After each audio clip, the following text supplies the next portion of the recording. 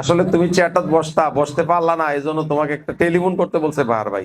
দৌলতপুরে এখন আমাদের সাবেক যেমনি হোক চেয়ারম্যান হয়েছে, ওনার বাড়ি এখানে। তো আমাদের চেয়ারম্যান সাহেবের 14 সালে নির্বাচনে আমি চেয়ারম্যান ভাইস চেয়ারম্যান ইলেকশন করছিলাম টিউবওয়েল মার্কা।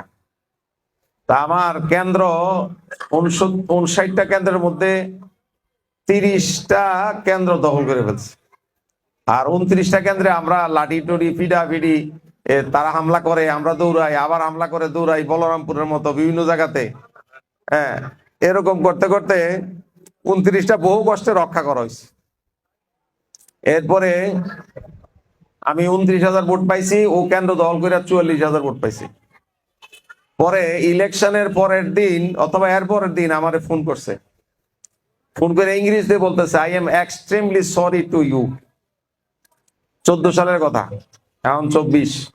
আমি বললাম হোয়াই?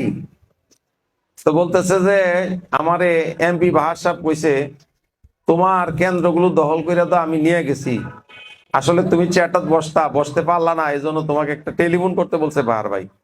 এই জন্য নির্বাচন যদি হইতো 14 সালে, হয়তো জনগণ আমাকে ভোট দিত এবং আমি পাশ করতাম, কিন্তু পারি নাই।